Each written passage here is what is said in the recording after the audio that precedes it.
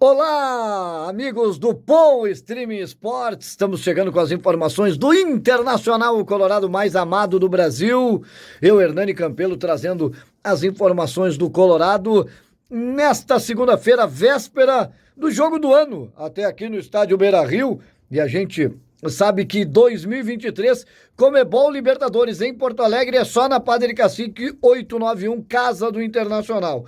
E nesta terça-feira, o Inter recebe o bom time, o forte time do Bolívar de La Paz, jogo da volta das quartas de final da Comebol Libertadores 2023. O Internacional ganhou lá em La Paz, numa das melhores e maiores atuações de uma equipe brasileira nos 3.600 metros da capital boliviana. O futebol brasileiro sempre teve muitas dificuldades em La Paz, seja com equipes, com clubes, seja com a própria seleção brasileira, e o Internacional na semana passada conseguiu uma forte atuação, inclusive no segundo tempo, foi muito bem no segundo tempo e voltou com uma vitória convincente de 1-0 sobre o Bolívar, gol do Ener Valencia. Mas o confronto não está resolvido.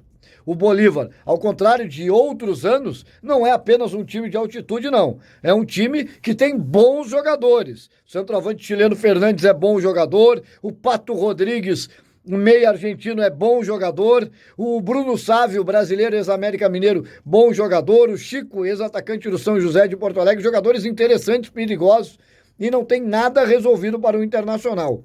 O jogo desta terça-feira no Beira-Rio tende a ser um jogo bastante complicado. O Inter, depois de retornar da altitude de La Paz, já jogou entre a primeira e a segunda partida dessa terça-feira, ao contrário do Bolívar, que ficou se preparando exclusivamente para o jogo de amanhã. O Internacional no sábado foi ao Rio de Janeiro com uma equipe reserva, com uma equipe mista, com muitas variações do elenco colorado, mostrando a força do grupo do Internacional, e conseguiu fazer um grande jogo, um grande enfrentamento com o decantado em verso e prosa Clube de Regatas Flamengo, um dos melhores elencos do futebol sul brasileiro, indubitavelmente. Mas o Internacional enfrentou bem o jogo, foi melhor que o Flamengo em boa parte da partida, teve inclusive lances de possíveis pênaltis, no segundo tempo no Pedro Henrique, um lance que, revendo as imagens, fica claro de penalidade que não foi marcada pela arbitragem, a árbitra Edna, e o Internacional voltou do Rio com um empate pelo Campeonato Brasileiro. Mas mais do que isso, voltou com o grupo, com o elenco, com o trabalho do técnico Eduardo Cudê, encorpando. O Internacional está numa crescente na temporada. Conseguiu uma grande classificação diante do River Plate, conseguiu uma grande vitória em La Paz diante do Bolívar, empatou com o Flamengo, grupo muito forte, com várias alternativas para o treinador colorado. E agora, tudo é Beira-Rio, o estádio estará lotado, todos os ingressos foram disponibilizados, sócios confirmaram sua presença, ingressos comprados. Teremos mais de 50 mil pessoas no estádio Beira-Rio para esse grande jogo da terça-feira, um jogo muito complicado para o Internacional. E aí, algumas situações, especificamente no jogo diante do Bolívar no Beira-Rio.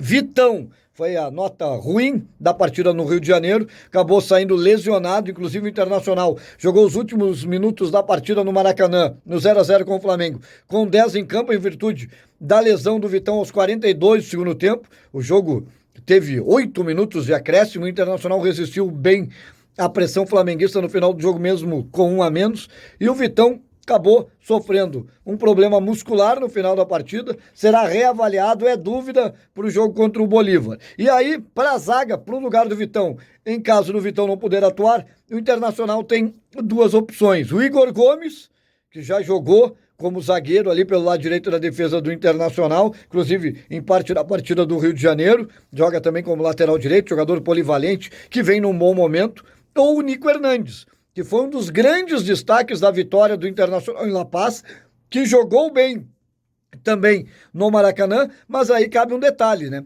O Internacional em La Paz jogou no esquema 3-5-2 no jogo de ida contra o Bolívar, na vitória de 1-0, e agora na partida de volta voltará ao esquema mais usado pelo técnico Eduardo Cudê, o 4-1-3-2. E aí, para Nico jogar na defesa, o Gabriel Mercado teria que mudar de lado, jogar pelo lado direito com o Nico Hernandes pela esquerda, ou Igor Gomes pela direita, Mercado mantendo-se no lado esquerdo da defesa, no caso da impossibilidade do Vitão. E a outra possibilidade é o retorno justamente pela volta do esquema 4-1-3-2 em jogos de Libertadores, o retorno do meia Maurício, que jogou só o primeiro tempo da partida no Rio de Janeiro. Grande jogo, grande público. Fique ligado aqui no canal, no Pou Streaming Esportes, com mais informações do Colorado ao longo da semana. Tá combinado? Aquele abraço.